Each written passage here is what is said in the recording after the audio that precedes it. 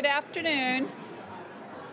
Good afternoon. I'm Ann Harrison, the Dean at the Haas School of Business.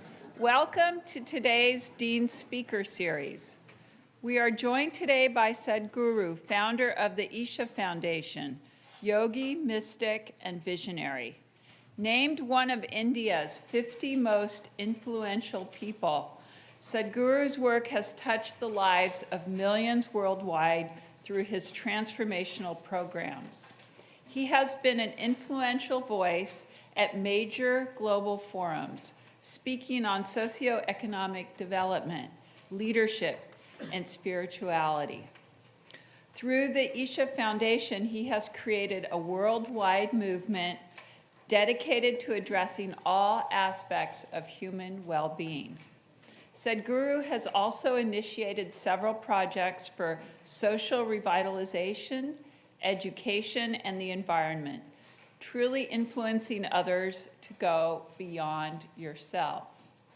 Also joining us is Erica Peng, lecturer and career coach here at Haas, who will be leading today's conversation. Her course, Interpersonal Skills and Embodied Leadership, was highlighted in Poets and Quants as one of the best classes for 2018 MBA graduates.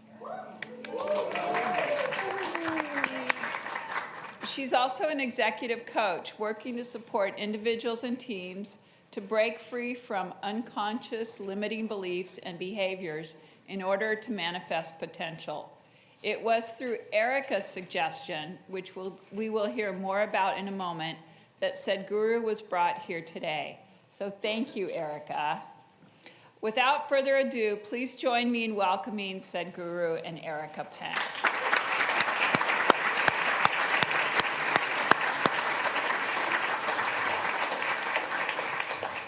Thank you, Anne. Getting to this moment has taken between a year and a half and 2 years. So being able to stand here and look out at all of you and your beautiful faces to be here together, I'm thrilled. I am beyond thrilled. And Sadhguru, so honored that you are with us.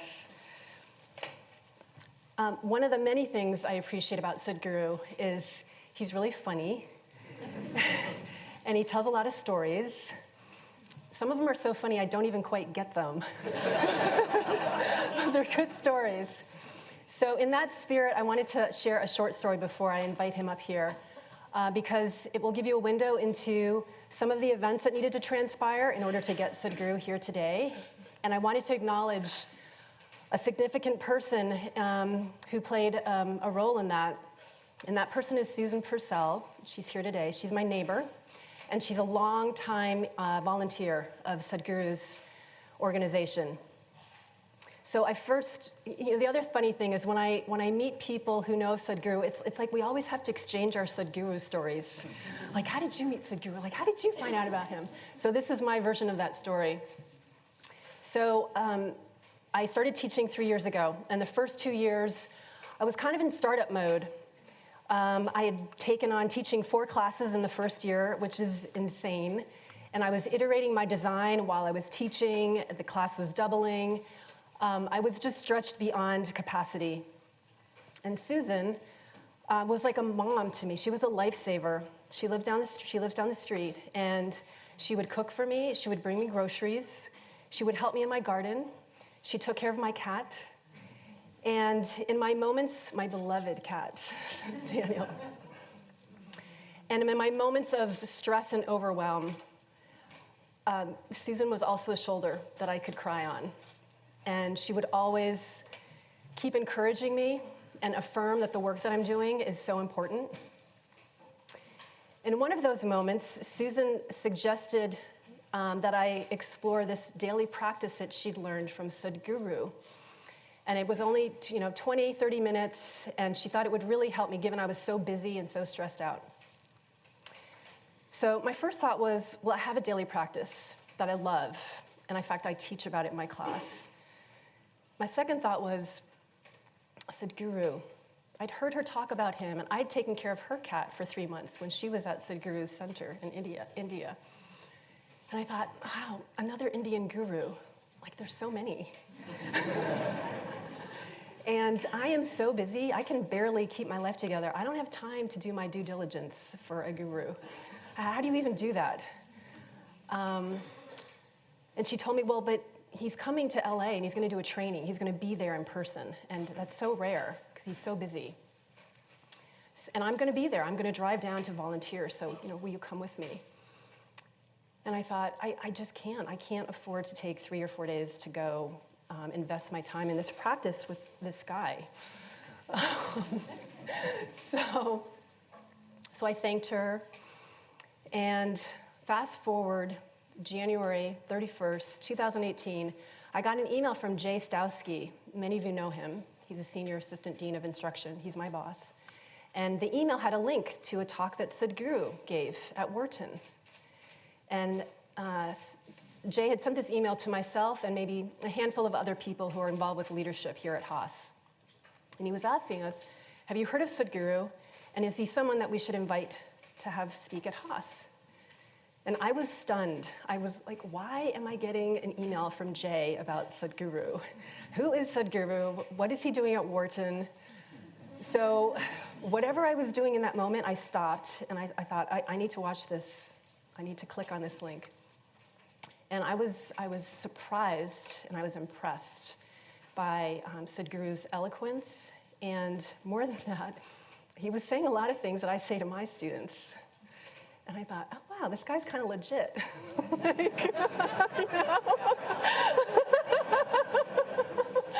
Okay, I relate to him. And I immediately then started clicking on some other YouTube videos, and I started doing my Google search that I had never really done, even though Susan had told me about him. So before I go on, I want to, for those of you who aren't so familiar with Sadhguru, I want to show a short video that will give you a sampling of what I discovered in my Google search that day, my 2 hours on the computer, trying to figure out who is this guy Sadhguru and what is he doing in the world.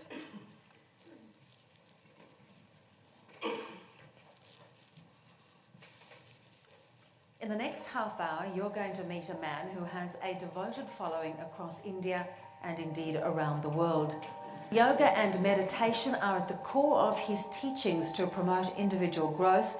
The work of the foundation covers conservation, education and health. Action for Rural Rejuvenation is mainly aimed at rejuvenating the human spirit. This is an incredible movement that is started in Tamil Nadu, but the important thing is to bring the spirit of sport and revitalizing rural societies.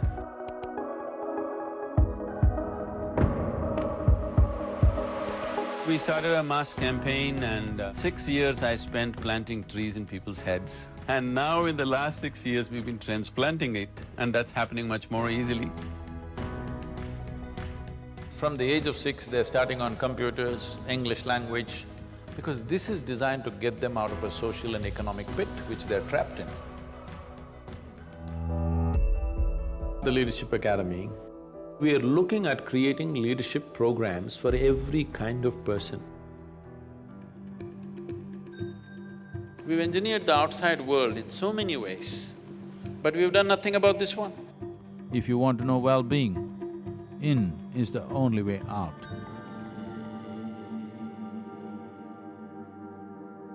See, the only thing that I'm really good at is just this. I can just make the air around me just crackle with energy.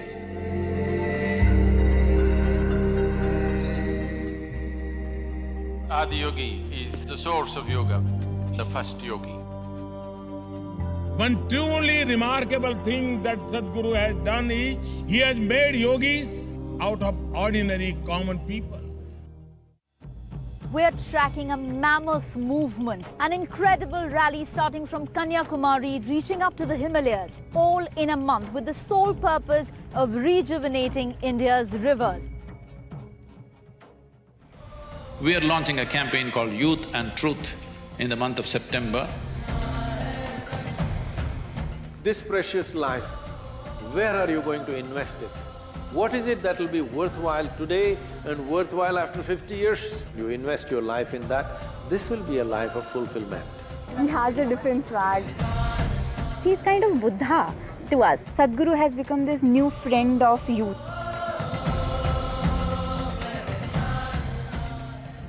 President felicitating his Sadhguru for all his spiritual contribution.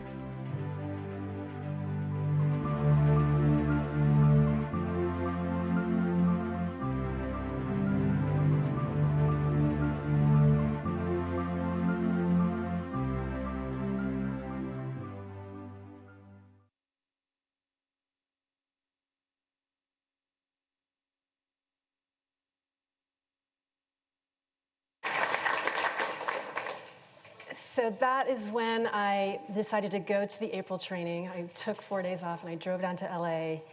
It has become my daily practice. I knew we needed to get you here. And it's taken almost 2 years, but please help me welcome Sadhguru to Berkeley House.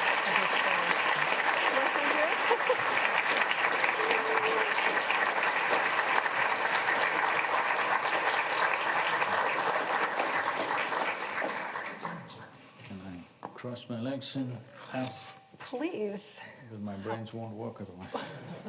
Whatever makes you comfortable. We could go on the floor if you want.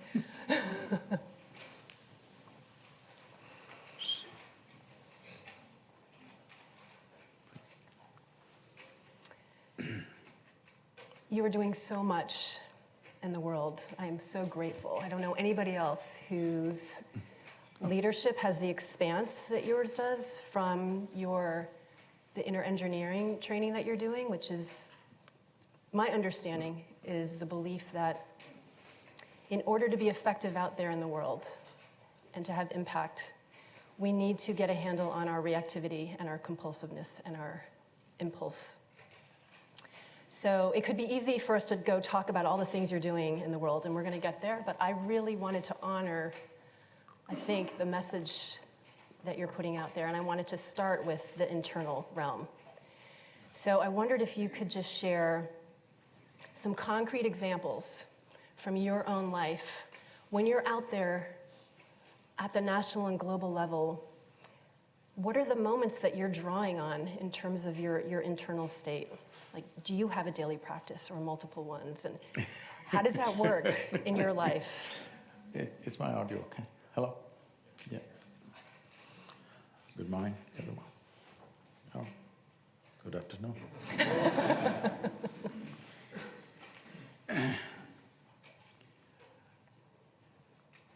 See, this question is coming from a certain objectification of a subjective nature. You're talking about where does it come from? That means there are many places. No, there are no many places for subjectivity. For objectivity, there is a hand, there is a leg, there is this person, there is that person and things that we do. This is objectivity. With subjectivity, there are no many places.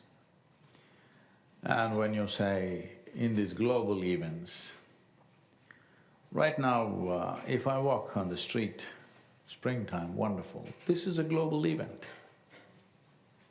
Why is only sitting in United Nations or economic forum or something like this is a global event? I walk on the street, for me it's a global event. Hello? Isn't springtime a global event? It's a very significant global event. This is the nature of an objective mind. Somewhere we have categorized as one thing more important than the other. The moment you do this, somebody becomes good, somebody becomes bad, something becomes beautiful, something becomes ugly, something becomes high, something becomes low, something becomes God, something becomes devil. This is the basis of how humanity cripples itself. The moment you divide creation, well, if you're breathing, you know this much, that what you exhale, the trees are inhaling, what the trees exhale, you're inhaling. Your idea of who you are, your individualism is just a psychological mess. It's a psychological case, actually. See, in this universe, in this cosmos, this very solar system in which we exist is actually a speck. It's just a speck in the universe. Tomorrow morning, if the entire solar system evaporates, nobody will notice it. Yes, they won't, it's that small. In that speck, planet Earth is a micro speck. In that micro speck, America is a super micro speck. In that super micro speck, San Francisco is a super micro speck. In that you're a big person. This is a serious problem. It is from this wrong context that people are looking at everything and making it so difficult for themselves. See, most human beings are capable of sitting in one place without anybody's help. They're able to suffer their own presence. Hello? If I am with you and I am suffering, I can blame it on you, it's because of you I am suffering. If I sit here alone and I suffer, obviously bad company, isn't it? Without fixing this one thing, we are trying to fixing everything else in the world. It's like this, my hands are not clean, but now I try to clean your shirt, you know? So all the time this is happening, there may be good intention, but good intention is a very messy thing. More horrible things have happened on this planet with good intentions than with bad intentions. Yes, the so-called evil has not done too much bad things. It's people who believe they're really good people. They're the people who really cause maximum damage because we are good in a contextual way. Somebody is a good American, somebody is a good Indian. Good Indians are always fighting with good Pakistanis. Good Americans are fighting with just about anybody. It's like a menu, you can choose anybody every few years. Good Christians are fighting good somebody else, good Muslims are fighting somebody else. I'm saying, it is your goodness which is the problem, because your goodness is very contextual and of a limited identity. So the first and foremost thing that needs to happen within a human being is, as your life is, your mind and the structure of your psychological space should be complementary to the life that you are, in the sense, you may not be conscious, but right now if you think about it, you cannot exist here all by yourself. You're existing here only as a part of everything else, isn't it? You're just a small pop-out on this planet. You'll pop up and you'll pop out. Yes, before you and me came here, countless number of people like you and me have been here. Today they're all topsoil. Yes or no? So your existence here is related to everything in the universe. But your psychological structure is not related to anything. This is what human beings are essentially suffering. This is one dimension which is crippling humanity, like just completely crippled. Their intelligence just works around their identity. This is the nature of one's intellect, that it will only work around your identity. Whatever you identify yourself with, your intellect will fight to just protect that identity all the time. Now, one more fundamental is, our education systems… I'm sorry, I'm in a university, I know. I didn't go when I had to go, but now I'm coming these days. So, our education systems right from kindergarten have focused only on one dimension of human intelligence, which is the intellect. I want you to look at this. Your intellect cannot function without a memory bank, isn't it so? Hello? However intelligent you are, if you wipe out your memory, you don't know a damn thing. So essentially our systems of education are misunderstanding or spreading the misunderstanding that memory is intelligence. But today, with the advent of technology, you know, a small chip can hold more memory than your entire brain can hold. Well, in the next 5–10 years' time, artificial intelligence is going to come in a big way. My phone can do 10 PhDs in a day. Hello? Because having a memory bank, assimilating that, understanding that and projecting it outside, a machine can do it better than you. So we have gone through this for almost like I would say 5 to 10 generations have already gone by, where we have misunderstood that memory is intelligence. This needs to change, otherwise you will feel like a fool when those little gadgets start doing things better than you. Already they're doing. In front of that Google lady, you're feeling like an idiot. Hello? Yes or no? Because she has more memory than you and me can ever imagine. So human intelligence is not limited to memory and usage of what we have gathered. What we have gathered is fine. We have gathered mass in terms of body, we have gathered impressions and memory in terms of our psychological makeup. What we have gathered is fine, we can use it. But right now, instead of using it, we have become that. This is where all the confusion arises. What I gather, I can say this is my cup. If I say my cup, this itself you'll wonder, what is the problem with him? Why is he claiming this cup is his? But if I say this is me, you will say, let's go. Hello? Because the moment I say this is me, you know this is a psychological case. Yes or no? Yes. Say right now, the food on your plate, it's your food. The moment you eat it, it becomes you. This is a case. Because we have lost the distinction between what is me and what is mine. They got mixed up. So there is no subjectivity in human beings. People think their emotions and thought are subjectivity. No, the material for your thought and emotion has been gathered from outside, isn't it so? Hello? It's objective. You can analyze it, you can compartmentalize it, you can use it, you can throw it around, you can do all this, it's very much an object. So, subjectivity will come only when intelligence which is beyond memory becomes a living experience for you. There is a dimension of intelligence within you which is unsullied by memory. This intelligence, if you access, life becomes a play. Say right now, you're just eating leaves these days in California. Everybody eats leaves. This leaf, within 3 to 4 hours' time, transforms itself into a human being, isn't it so? So there is an intelligence here which can make a leaf into a human being. If I took a leaf in my hand and turned it into a human being, who do you think I am? Hello? Huh? Creator himself, isn't it? Can't be anything less than that. Are you not doing this in your stomach every day? Turning a piece of bread into a human being, anything, just about a piece of carrot into a human being. So that dimension of intelligence, does it exist within you or not? The question is only of access, isn't it? There is Wi-Fi here. To access, you need a code.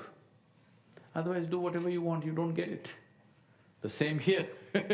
There is a phenomenal intelligence here which is not about memory, which has nothing to do with memory.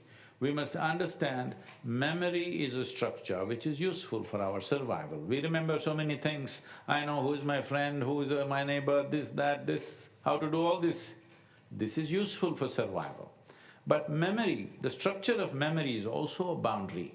Oh, this is my friend, this is a person I like, this is a person I don't like, this is my enemy, this is a good guy, this is bad guy. All this is in your memory, isn't it?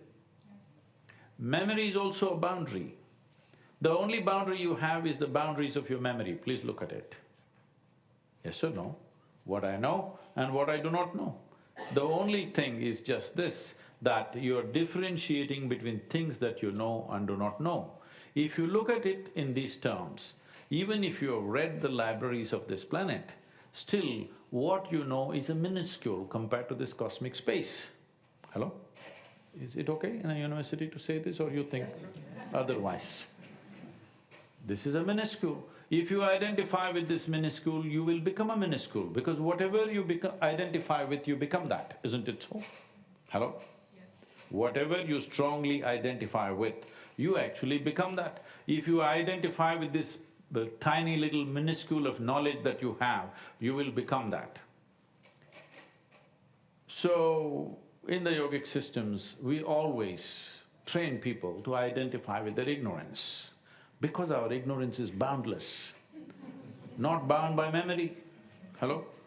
It's not bound by memory. Memory is always a limited content.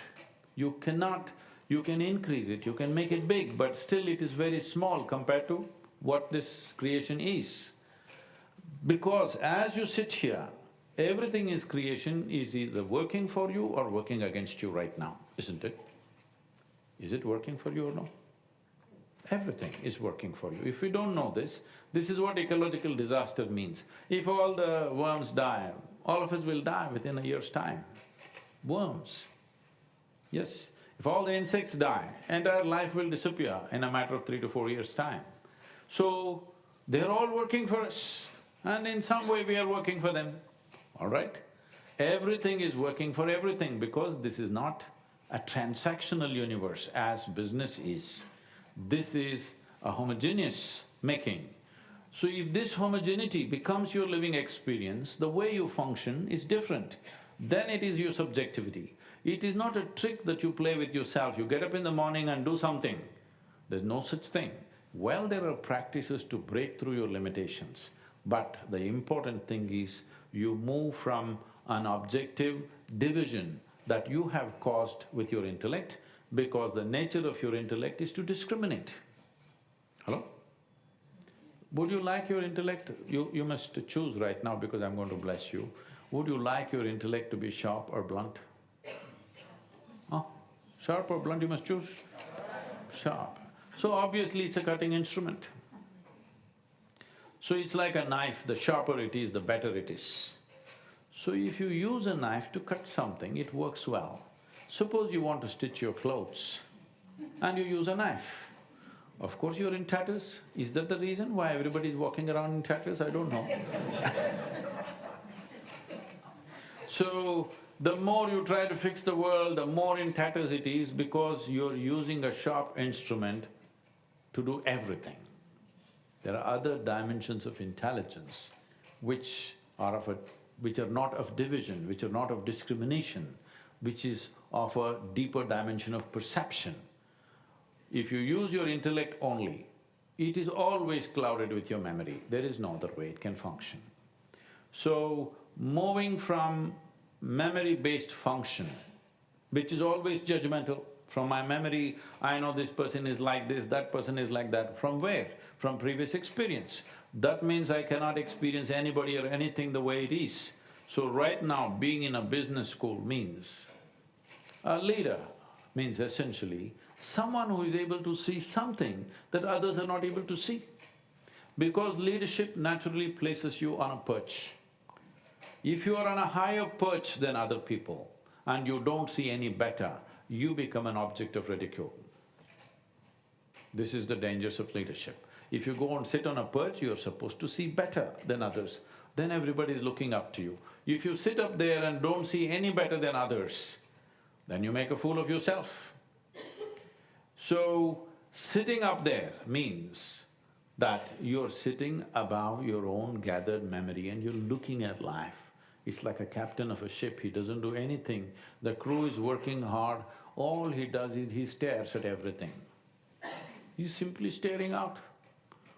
But if he doesn't stare good enough, everybody will drown. He doesn't do any work. The captain of a ship is always dressed well to be impressive. He doesn't do any work, all he does is just stares out. That means he's supposed to see better than others. What others cannot see, he must see. That's leadership. I'm sorry. I was almost… I got permission to interrupt you. I was almost… but you stopped yourself, that was really good. I knew what was coming. So I want to build on that. Can you believe that? I'm going to build on that. I want to show a slide. Because I think what you're talking about is… Why is it a headless butterfly? I think what I'm hearing you say is, how do we see what we don't see? I think that is the question. I think that's why we have such problems today. We see what we see, we don't know what we don't see. So I want you to look at this photo, this slide, and what do you see? What do we see?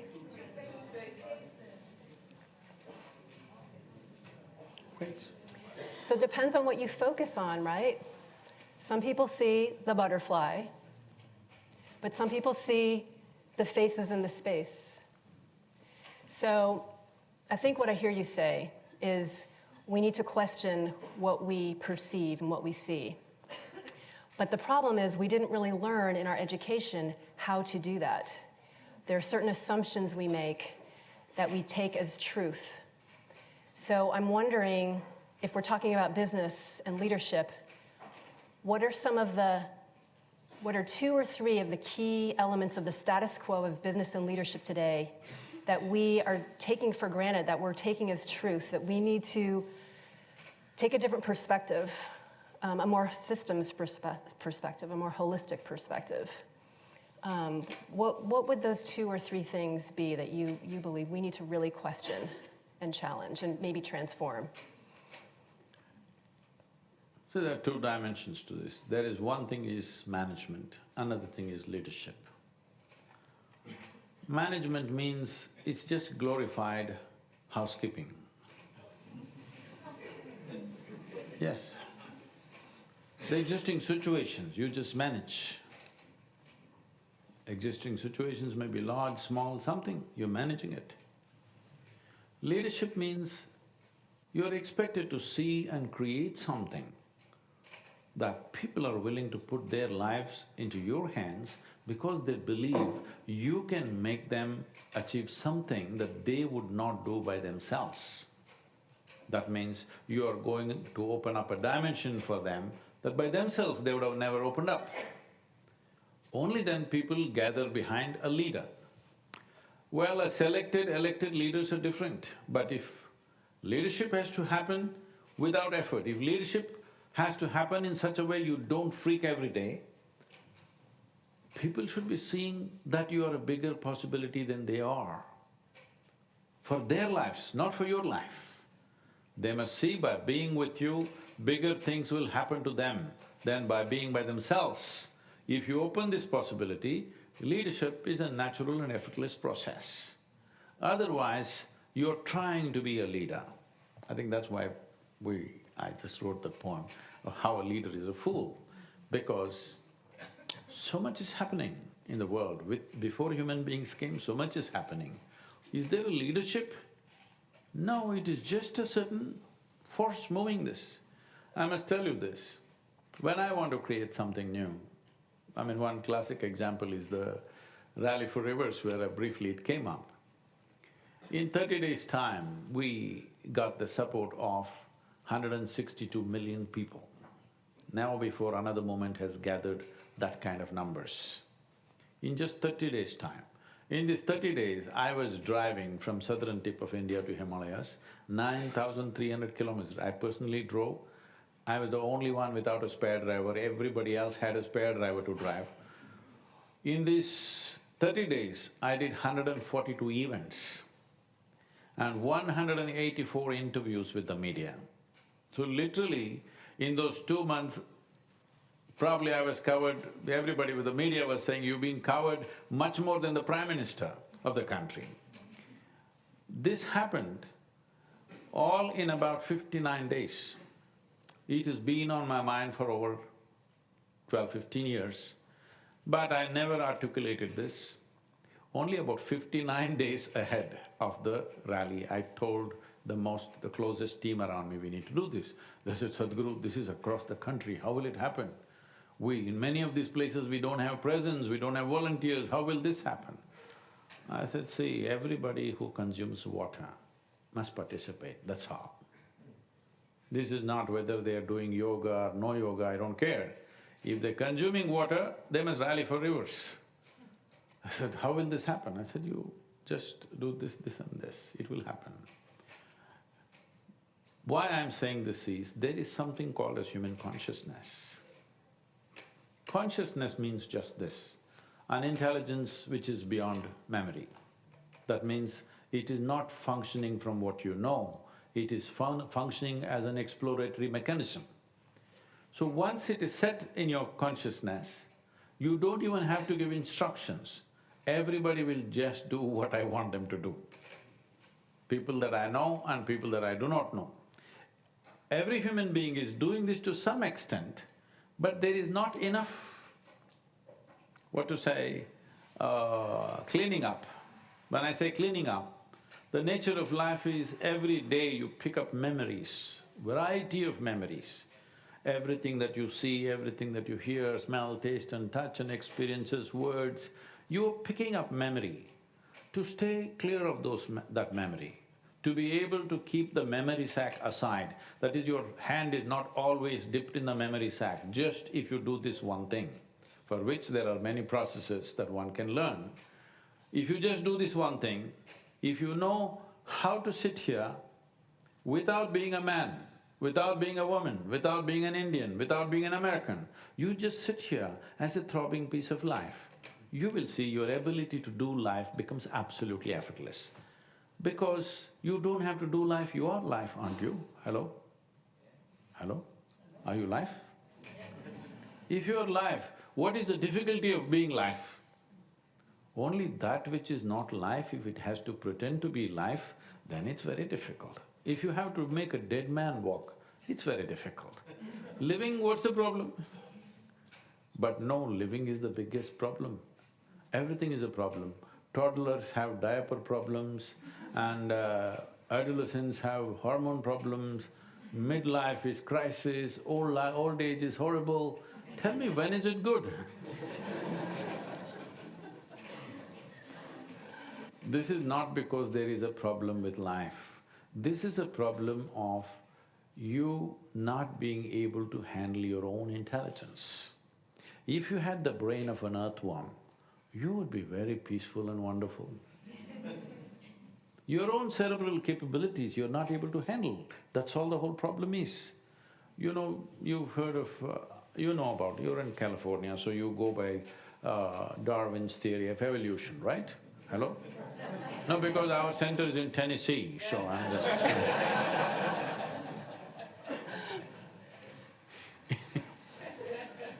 So, when you were a monkey, you did not desire to become a human being. It just happened.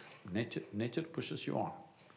This is very beautifully expressed by the first yogi. You saw his image, Adiyogi.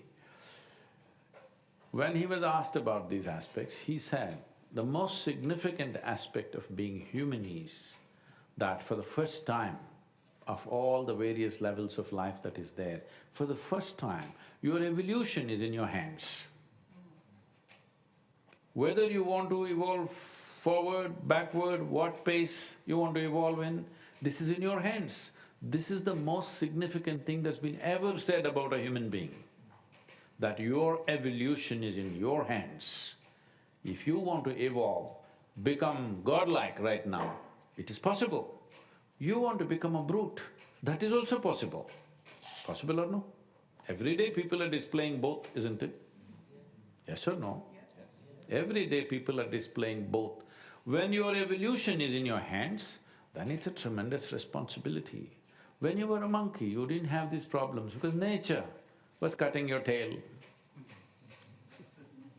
Piece by piece, whichever way it went, all right? When nature was doing these things for you, it was okay. But now it's in your hands, it's a tremendous privilege. All the human problem is just this. Because human life is such a big possibility, that's the problem. When there is a possibility and if you do not harness that possibility, that becomes your biggest problem. This is all the problem of humanity is. If there is no possibility, you have no problem. Suppose we remove half your brain, you will see there is really no problem with you, you're peaceful and fantastic. But no possibilities, that's all. So tell us what we do then. Tell us what we do then.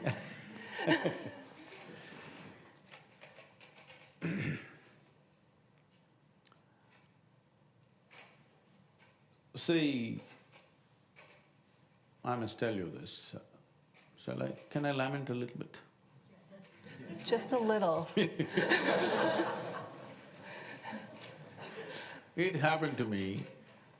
I was, right from my childhood I've been a cloud of billion questions, always, questions, questions, questions.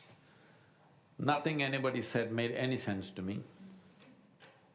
The religious people, the political people, sensible parents, but still it didn't make sense to me. Because their sense is mortgaged to something. When you mortgage your sense to something, you are righteously senseless. Yes. Sense should not be mortgaged to anything, only then sense is true sense, isn't it? If it's mortgaged to your gender, your family, your race, your religion, your nationality, your sense is the most senseless thing, but you believe you're sensible. So, the significant aspect is just this. I grew up and slowly as I figured a few things and I became very successful with whatever businesses I was doing, I started really nearly half a dozen businesses in about 4.5 years and became very successful. Everybody was clapping their hands, far more successful than you would expect, most people in that time. Everything going great, you're young and you're doing what you want to do, everything fine, and I'm a very smart young man and cocky, going around. On your motorcycle? Yep. Because that gave the maximum freedom. I'm still on it. So, one afternoon, I just went up a small hill which is part of, this is a little hill in the middle of a town where if we want to test our motorcycles, we go up this hill. If you want to party, we go up this hill. If we fall in love, we go up this hill. If we fall out, we go up this hill. If you have nothing to do, we go up the hill. So one afternoon, between business meetings, there was a little bit of gap. Simply not even thinking about it, I went up the hill. So I know this place very well, I've camped here, I know this hill very well. So I just went and sat on a rock and suddenly I realized everything that I thought was smart was suddenly stupid. Suddenly I felt like an idiot of the highest order because I suddenly did not know a thing, but everything is assumption. Everything that you think is science, everything you think is social, everything that you learn from your childhood, it's okay for survival. But if you really want to know the nature of life, it is just all rubbish, you don't know a damn thing. So I just burst into an experience where if I sit there, simply every cell in my body was dripping ecstasy. Initially I thought I'm going off my rocker. Then I saw if I simply sit without messing, without dipping myself into my psychological process, everything is just absolutely fantastic and ecstatic. About 6 weeks later, I decided, I made a plan that in 2.5 years' time, I will make the whole world ecstatic. At that time, the population was 5.6 billion people. I really made a plan, in 2.5 years' time I can do because there's nothing needed. If people just learn to sit here, they will become ecstatic. If they just don't mess with the nonsense they've gathered in their head, everybody can live here ecstatically. But see, 38 years. Because people are committed to their miseries. People are, you will be surprised how deeply committed they are to their miseries. They think it is giving them some profoundness. Yes? Because their joy has never been so profound, their love has never been so profound, their peacefulness has never been so profound, only pain is profound. And there is a draw within every human being, knowingly or unknowingly, they're always aspiring that something profound should happen to them. They will fall in love, they will drink alcohol, they will take a drug, they will jump off a mountain, they'll do all kinds of things. Why? Something profound should happen, isn't it? Hello? A larger slice of life should happen to me. That's all the effort is. The man who is going to the temple and the man who's going to the bar, they're seeking the same thing. One thinks it's in the bottle, another thinks it's in the heaven. Same desire or no? Fundamentally same desire. The question is only, is it working or not working? Everything seems to work in a limited way, but next day you have a hangover of both kinds, you know This gives one kind of hangover, that gives another kind of hangover.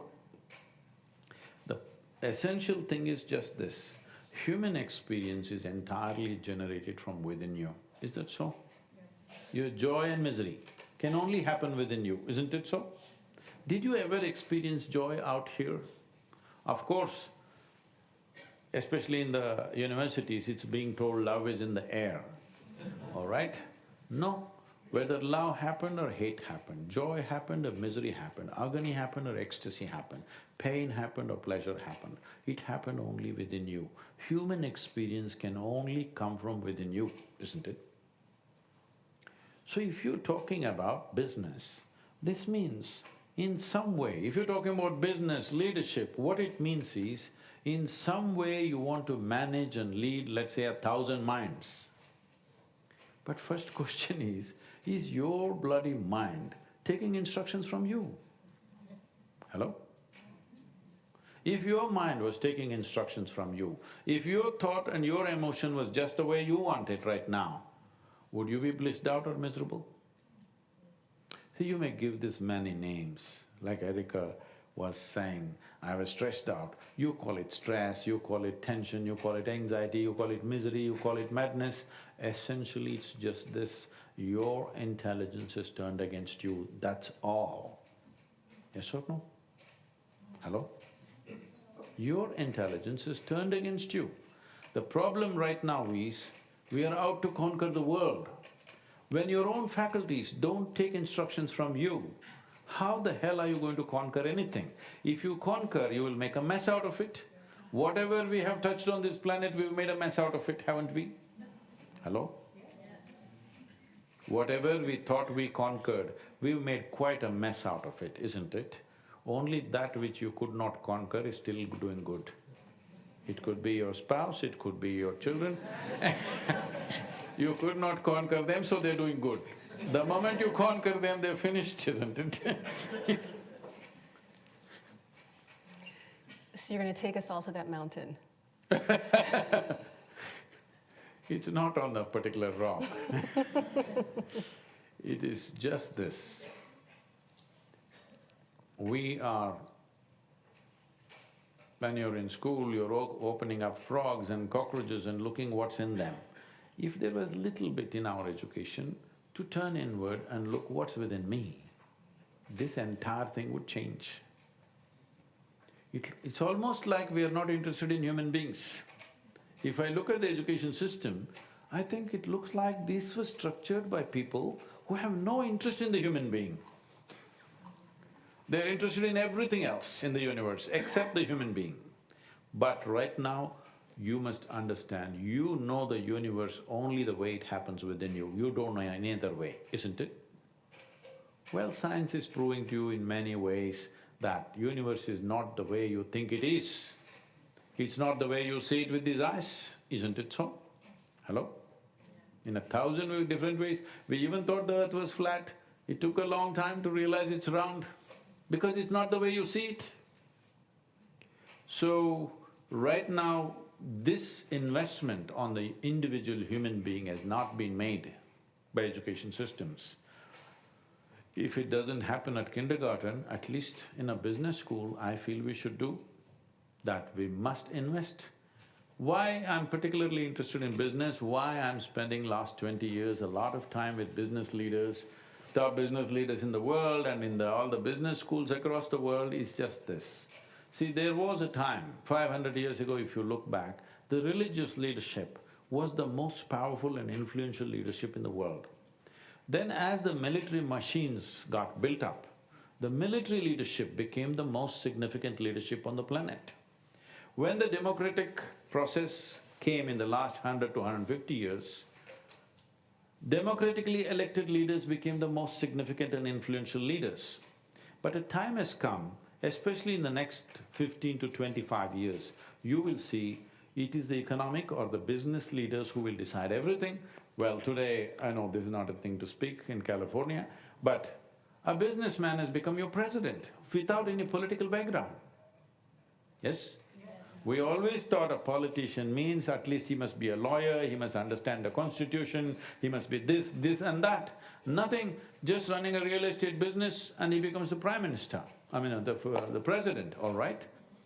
Because this is… anyway the world is moving in this direction that it is the business which will decide the future of this planet. So it is very important business becomes a sensible process, not a destructive process. Right now, there is an albatross around the business leaders that they are only for their own personal profit, they don't care a damn about humanity. This albatross has to get off, this tag has to go. We have to show business leaders are visionary in their approach. Business leaders are concerned about the well-being of this planet and the humanity and everything. This needs to be established. For this, something of that dimension needs to happen in our education, otherwise it'll not happen.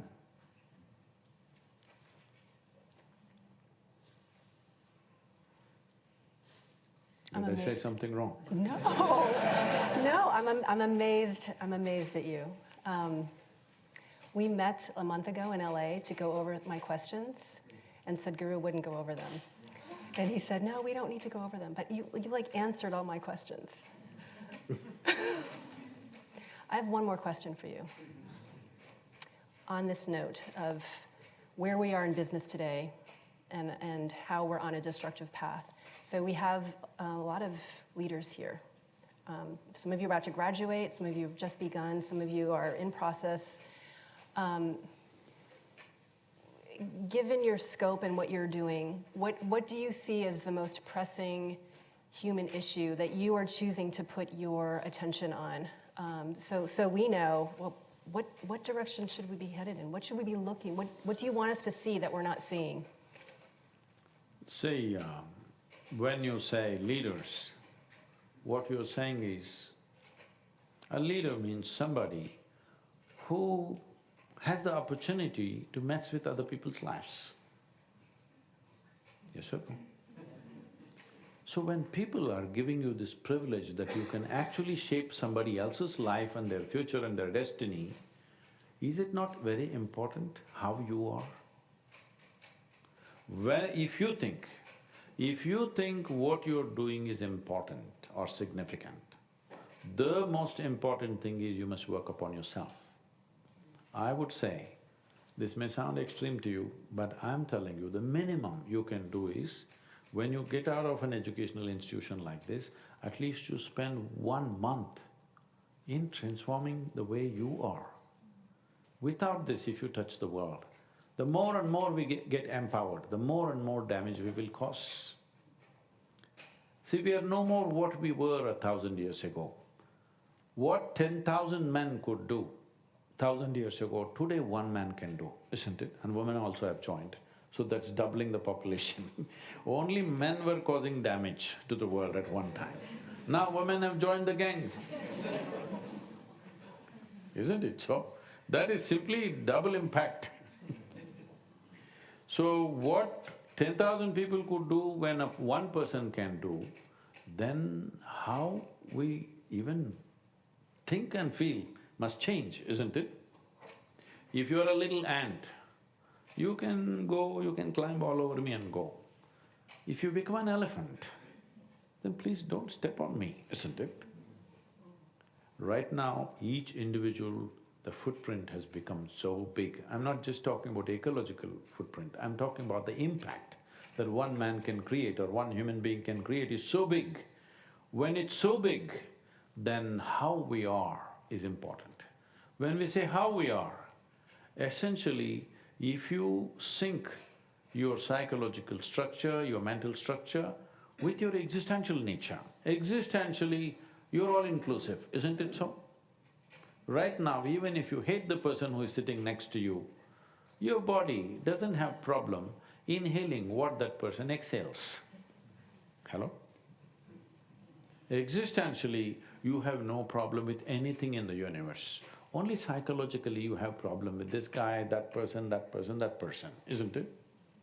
If your mind is in sync with the nature of life that you are, everything is fine. You will be naturally in tune with everything that you create and shape will be in tune with everything else. Right now, the only problem that a human being has is that one person is trying to impose his psychological structure on the other person, and that person is trying to impose it on somebody else endlessly. We have these issues, people are talking about generational gap and this and that, teacher-student gap. No, there's no gap, it's just one person is trying to impose their psychological boundaries on somebody else and they are trying to impose on somebody else. This nonsense should stop. This is not the way to conduct ourselves.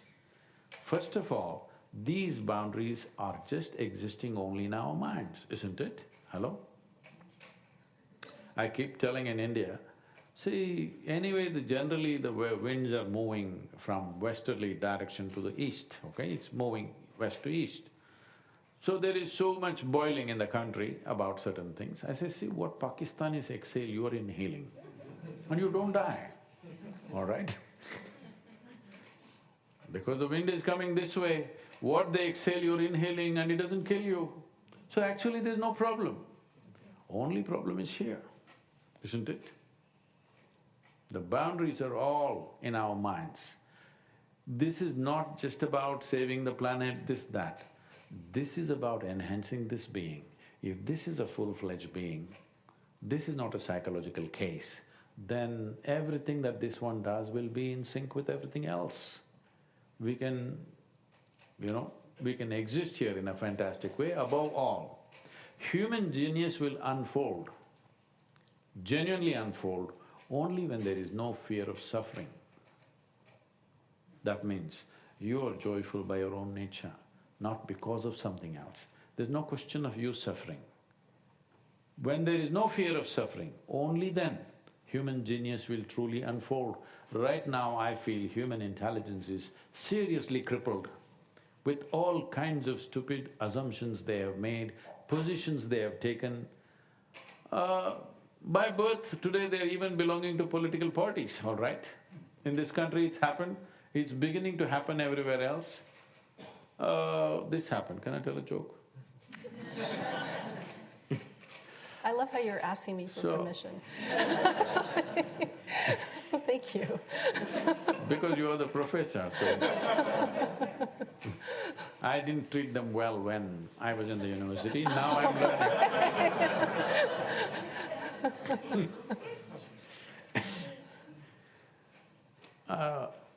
An old Republican was on his deathbed and suddenly he said, I want to join the Democratic Party. People were aghast, his family, how can you do this? Your father was a Republican, your grandfather was a Republican, we've always been Republican, how can you become a Democrat? He said, I would rather have one of them dying.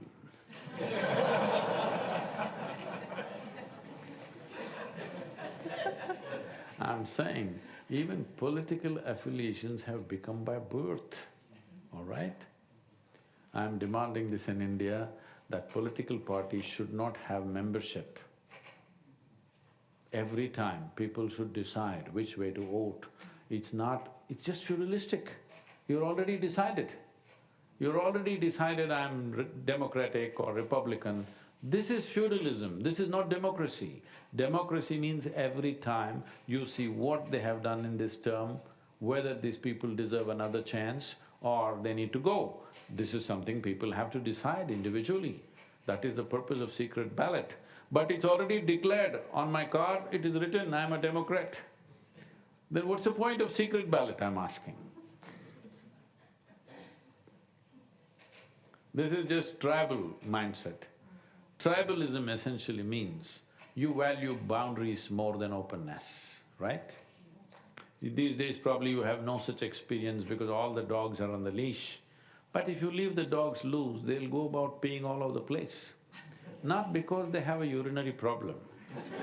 They are building a pea kingdom. They're setting up their boundaries all the time. This is an evolutionary issue. This is why I said your evolution is by your choice. How, in which direction you want to evolve is by your choice, and this is the greatest privilege that we have as a species. We must exercise that. And today's business students are tomorrow's leaders, shaping the planet's future and the people's future on this planet, because the best thing about business is, a business person religious people are super prejudiced. My religion versus your religion just won't gel, all right? Nationalities against each other, endless amount of blood has flown in terms of race, religion, nationality, yes or no? Yes. But a business person essentially is willing to make a deal even with the devil if the deal is good. Hello? So this is a possibility. Right now it looks like profiteering, but this is a possibility, this can break all barriers. But don't make large companies into new religions, that's very important. That it should not happen on identity basis, that I belong to this company, because some of them are trying to build this, they have their own anthems. Some large companies in the world have their own anthems, they started singing their anthems like a nation. Some of them are doing it So, it should not become another identity. The best thing about business is, it is transparent, willing to go here, there, everywhere, wherever there is opportunity. This transparency we can transform into a consciousness rather than creating another level of boundaries. See, if you go by religion, if you go by race, if you go by nationality, these are all defined by boundaries. Business, I'm seeing it as a possibility because this is not defined by boundary. If you are selling, let's say, safety pin, what do you want to do? You want to sell it to all the 7.6 billion people, yes or no? Yes. In a way, this is unification of humanity. Hello? Yeah. Isn't it? I don't want to decide, I will sell my safety pin only to these two people, I will not give it to those two people. There's no such thing, I want to give it to everybody. So though this is oriented towards personal profit or whatever, this is a possibility to break all boundaries and create a different level of consciousness in the world, if only the business leaders of the future are more conscious. Shall we hear from some of them? Should we hear some questions from them? So we have 2 mics. So if you want to, if you have a question, please come to one of the mics. We would love to hear from you.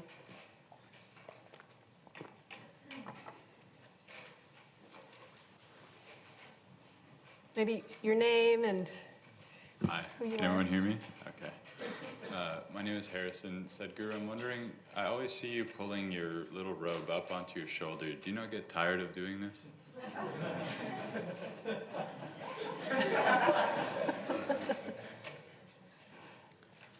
No, I'm not always doing it, I do it only when it goes down.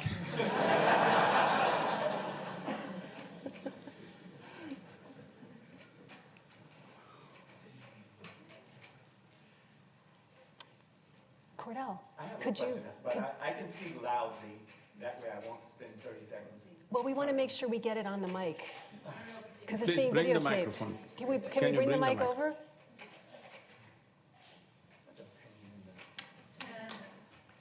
Thank you. We want to hear your question. I have a perspective I would like for you to comment on. I agree with the idea that business is kind of where we're going, and that takes me backward in time to when business didn't have all the labels, but I had corn, you had apples, and we traded. And you were better off because you had more corn than you needed, and I had more apples than I needed. Mangoes and corn. Okay, mango, that's good. And I actually like mangoes better. But the idea was the trade, and in the trade, we both were better off. And so the very nature of the business transaction was to increase human value, human appreciation of life, human joy, by giving to each other something of value. It has become, to me at least, in modern times, we've lost sight of that was the initial meaning of it. We've gone to profit maximization without concern for the value to the other. But I think if we hold the idea that we've always done business when we traded, and that we're just getting global and masterful at it, but remember that at its core, we're creating human value and concerned about the value we're giving as much as the value we're receiving. I just be curious about your reflections on that. This is a certain phase that the business went through, that grab-and-go business.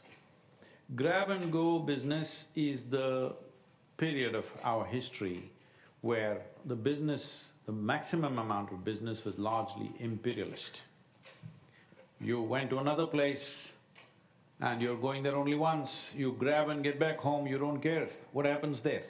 That is the phase of imperialism, and that mentality continued for a few more decades or maybe a century.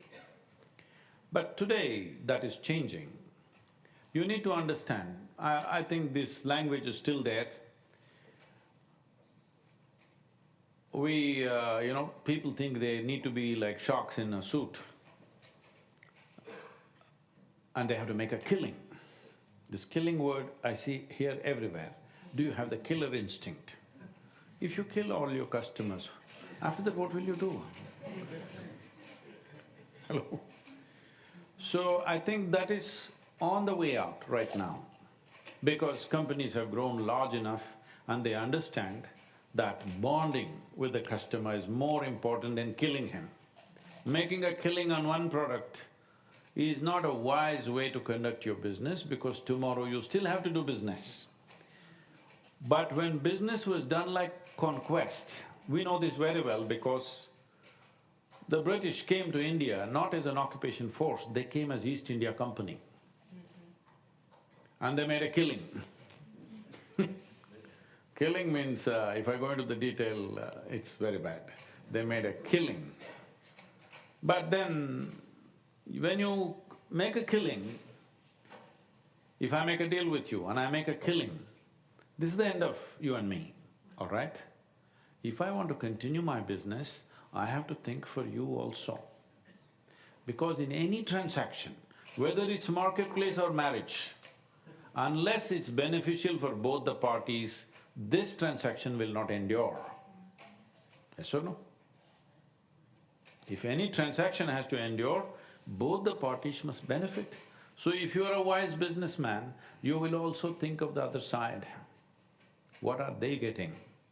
If you don't ensure that they're getting something, then your business will close tomorrow morning.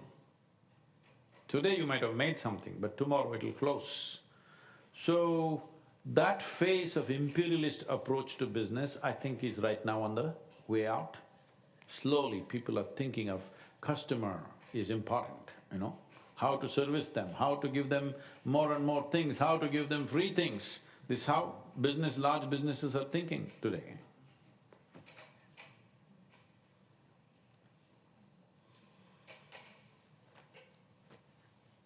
Hey Sadhguru, thanks so much for coming. I'm Ethan. And my question revolves around, so as you've explained, business has this fundamental self-interest that ends up driving value for others. And I think at the personal level, a lot of us will be more open to leading in a more conscious way if we also see it, fulfilling our self-interest.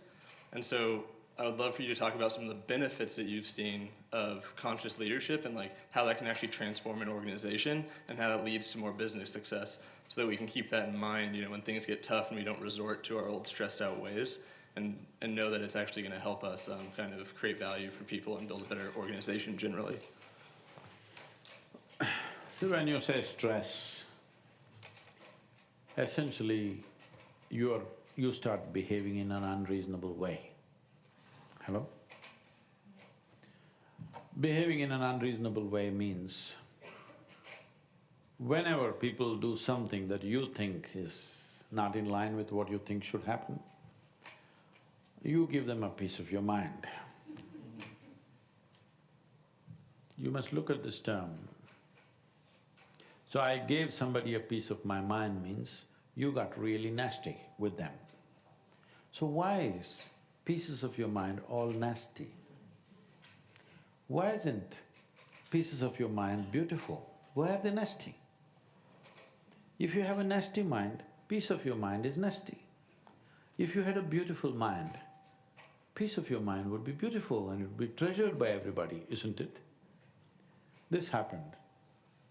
Shankaran Pillai's wife lost her mind completely. Then the doctor examined her and said, she's completely lost her mind.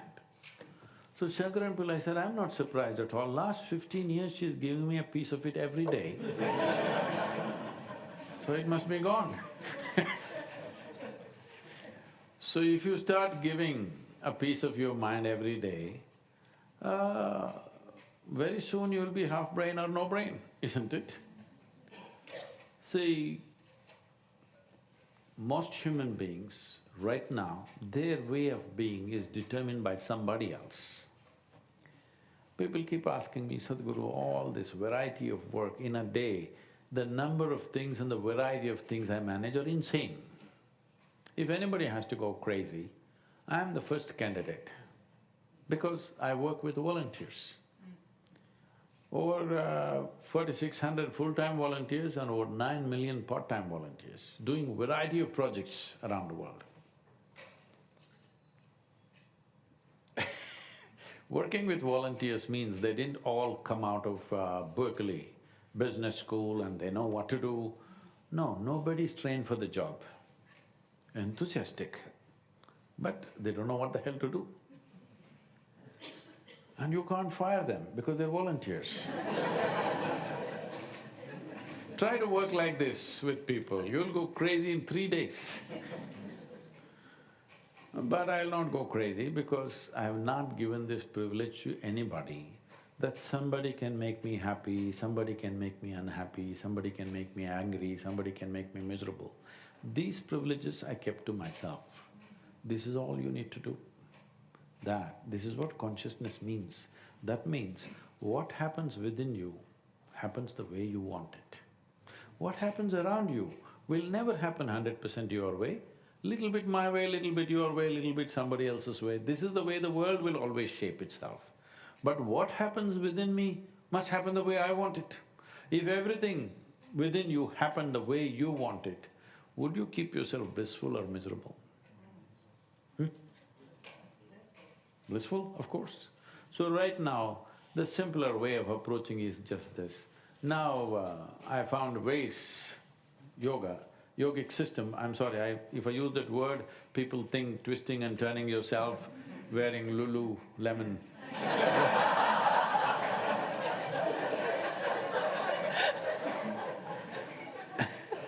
No, the word yoga means this, the word yoga means union. Union means you consciously obliterated the boundaries of your individuality. This is yoga. You can sit here and do it, stand and do it, in your workplace you can do it. Essentially, you obliterated the boundaries of your individuality. That means you're breathing life. One important aspect is, right now education is seeing how to increase your memory, right? Knowledge means memory. But the yogic systems are always looking at how to enhance the life that you are. When I say life that you are, see, this is my body, that's your body. This is my mind, that's your mind. These things will never come together. Here and there, you can do little companionship and looks like mind has come together, you can do little sexuality and think bodies have come together, but this is my body, that's your body, do whatever you want. This is my mind, that's your mind, do whatever you want. Yes or no? But there is no such thing as my life and your life. This is a living cosmos. You captured some, I captured some, that's all. Now, how much you capture, this will determine how significant a life you are. Right now, if you have big muscle, small mind, and a smaller level of life force within you, you will see your body will speak always first. This was how humanity was for a long time because man's muscle was everything. Once the machines came, man's muscle went backwards. Right now, all these institutions are built to prove that man's memory is everything. But in the next 5–10 years, like how man's muscle went away, there was a time if you had big muscle, we would have made you the boss of this place. But today we will maybe keep you as a security person out there. We won't make you the boss. Similarly, if you have big memory, today you may be the boss. Once these gadgets come, which have more memory than you, your memory will not mean anything. So what will be the value? What will be the value of being human? Lot of people are worried their jobs will go away. They're inviting me to all these AI conferences. I say, why are you inviting me? I'm not a technology person, nor am I an artificial intelligence. They're saying, no, our problem is, what will we do? I said, you are the ones who said, thank God it's Friday. Thank God it's AI. If every damn thing is done by the machine, then what kind of a human being you are will become the highest value. Good times are coming. Hello? Isn't it? People with big muscle, when they were the leaders, world happened in one way, for everything they bashed. Even now, I think all your movies are like that only. The big guy is always bashing somebody else. Yes or no? Big guy, big fist or big gun is still dominating, though in the world around it's gone away, in the movies it's not gone. Now big memory is ruling, that will also go. So what will rule? Depends how conscious and how wonderful a human being you are, that will become the highest value. And that is the most important thing, because you are the only creature that we refer to as human being. We don't call a tiger being, an elephant being, a grasshopper being. We don't do this, only to you, because you are supposed to know how to be. How far away from truth are we? But if you know how to be, how would you be? Highest level of pleasantness for yourself, isn't it? If you are in a… have you noticed this? On a certain day you feeling wonderful and you are so wonderful to everybody around you. Another day you're feeling a little nasty within yourself, you give a piece of it to everyone. Yes or no? So this is the main problem. We have been trying to create good people. Good people have been a disaster. We need to create joyful and conscious human beings. When you're joyful, you're reliable, aren't you? Hello? When you're joyful, we can easily expect you will do pleasant things to everybody. When you're miserable, it doesn't matter how good you think you are, you will do miserable things to everybody. This is why good people have done more miserable things to everybody else than not so good people. They mind their own business. People who think they're not so good, who know they're not so good, they will go sit somewhere in one bar and drink themselves to whatever state they want. It's the good people who go and mess with everybody. People who think the highest level of goodness in people's minds is God, all right? People who think they're working for God, haven't they done the most horrible things on the planet? Yes or no? Hello? Still continuing to do, they are the people who are exploding because they think they're working for God. Because the moment you think you're good, it gives you a license to do all kinds of rubbish. Goodness is not what we need. We need more conscious and pleasant human beings. If you're feeling wonderful, you're inevitably nice to everything around you, isn't it?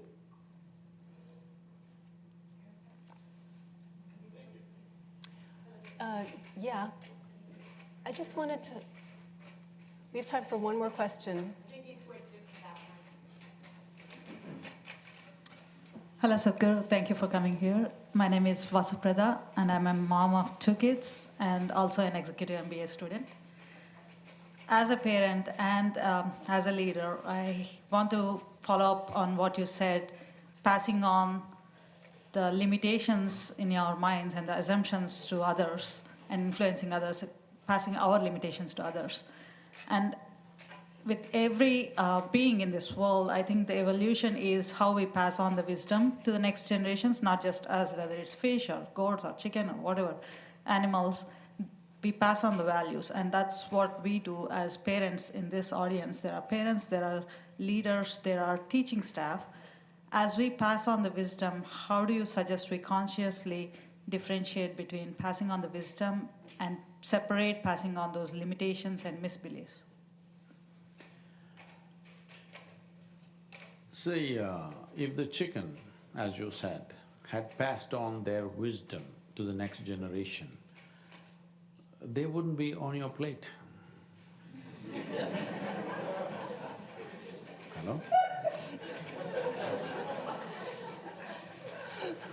Yes or no? They wouldn't be. They have not passed on. You must understand, nobody passed on wisdom. They only passed on certain skills. Skills are always about survival. Survival skills we've passed on. Nobody has passed on wisdom. You think so? Wisdom has been passed on? Wisdom never can be passed on. Everybody has to mature within themselves towards wisdom. Intelligence cannot be passed on. This happened. One day, Shankaran Pillai's 5-year-old boy came up to him and asked, "Father, where did I get my intelligence from?" Shankaran Pillai said, "It must be from your mother because mine is intact."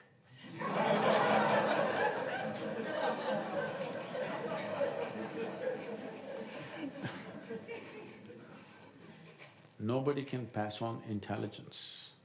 That's a genetic affair, that's different. Nobody can pass on wisdom. We can only pass on skills that we have learnt, isn't it? So that they don't have to go through reinventing the wheel.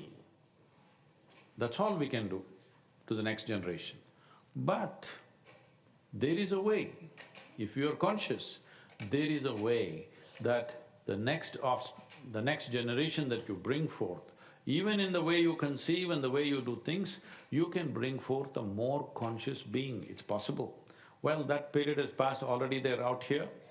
So how to make them more conscious? Because being conscious means just this, that means you're not cluttered by things that you have gathered.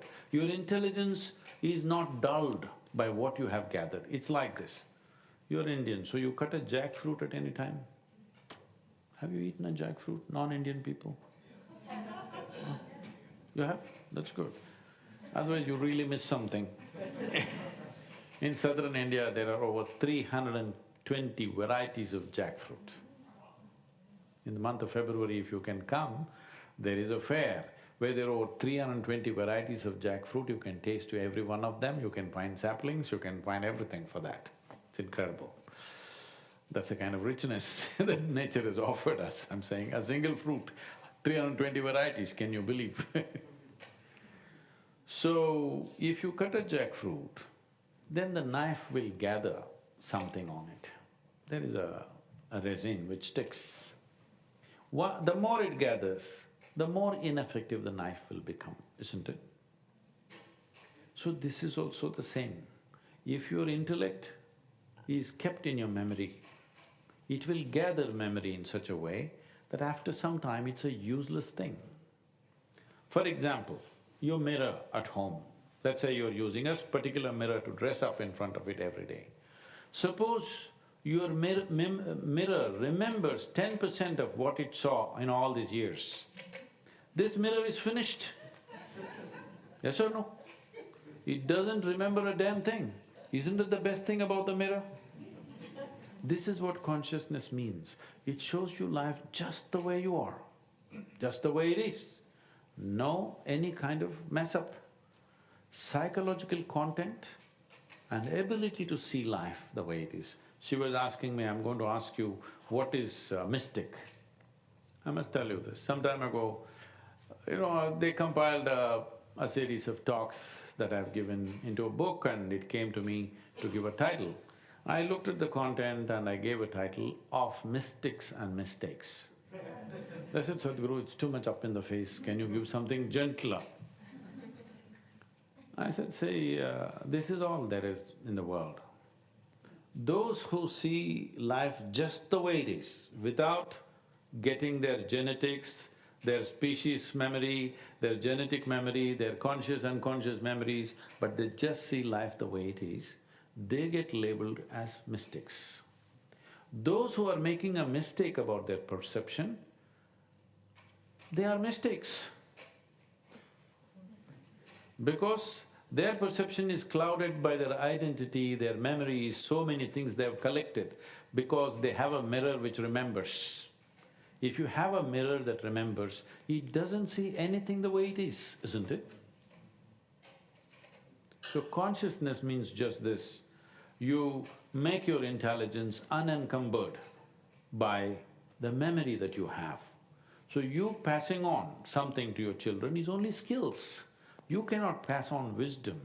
Did it ever happen that somebody became wise because of his father or grandfather? It doesn't happen like that. In fact, a very wise father can have a very absolutely idiotic son.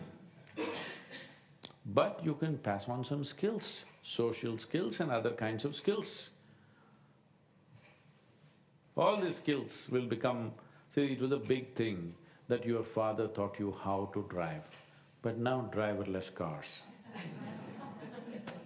I'm saying, you taught your child how to bicycle. Now there are bicycles where you don't have to learn to balance, it balances by itself. I'm saying all the skills that you transferred, which were very big affair in previous generations, are not going to be so big anymore. To learn ABC, to write. Just yesterday I was telling somebody, because my father's handwriting, because they grew up in those English… when the teachers were still Englishmen in India, and they wrote copybooks and copybooks and copybooks, they have to write like that. But in the next 2 generations, nobody will know how to write.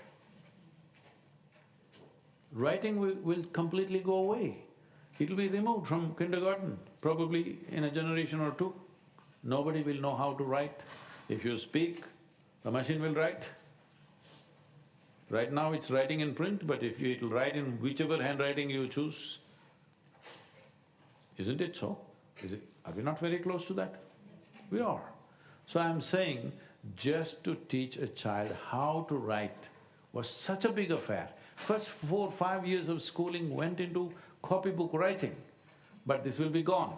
So the skills that you're transferring are only relevant in the times that we exist. If you were here 100 or let's say 1,000 years ago, you had to shoot an arrow straight, that was very important. Now you've never had a bow and arrow in your hands, all right? The main business of the parent was to teach how to use a knife, how to use an arrow, how to use whatever. It doesn't matter anymore, isn't it? Nobody ever taught you such things. So the skills that you're transferring are only relevant for the periods in which we exist.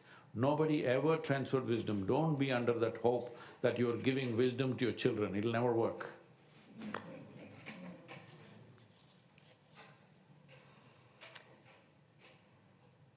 So, Sadhguru, I'm gonna attempt to wrap up. Please. And I'm gonna try to connect some dots and circle back to this. What I'm hearing you say is, we need to see and be aware of what we're not conscious of. And this is also for you. I think I'm gonna leave you with this. We've been trained in a system that has educated us to focus on the parts. Can I say one thing? Because it's about leadership. The important thing about leadership is, you must be alert enough to find the loopholes in your intelligence. If you find the loopholes in your intelligence, then other people will think you're intelligent. But if you think you're intelligent, you've made a bloody fool of yourself. This is the fundamental difference between an intelligent person and a foolish person. An intelligent person knows how limited it is. He knows that he's a fool. An idiot does not know that he's an idiot. That's all the difference is. Because if you pay enough attention, a leaf, just a leaf on a tree is far more intelligent than you. Yes or no? Hello? The soil that you walk upon is far more intelligent than you. So if you pay enough attention, you will see, if you pay unprejudiced attention, you will see every atom in the universe is far more intelligent than you. And you feel like a bloody fool and you shouldn't tell anybody, but you should know. If you know this, you're constantly looking for the loopholes in your intelligence. The more you fill these loopholes, the more effective you become in the world. Sorry. At least you know when you're interrupting me. I think why that's difficult for us is we have not been trained to think in that way and see in that way. So what I want to leave you all with is, how do we retrain ourselves to look at the whole system and not just see the obvious things and the concrete reality that we've been taught to focus on? How do we begin to see the relationships and the connections between the parts, not only in ourselves, but with each other, and the world that you're talking about, the soil, the trees, these costs to our lives and the way we're doing business and leadership that we are not aware of or thinking about. That was my attempt of translating a little bit of what you said. But I want to end with something I shared with you this morning. This was something that Sadhguru wrote years ago. He said, "Where did you get that?" And I got it from Susan. And Sadhguru said, "Yeah, let's close on this."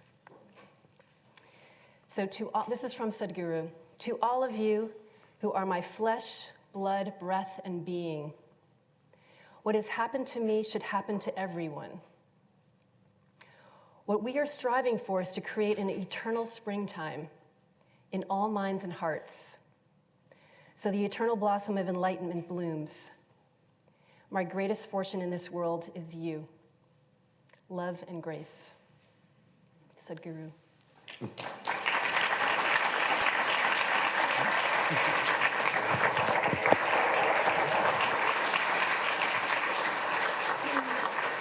Thank you all so much.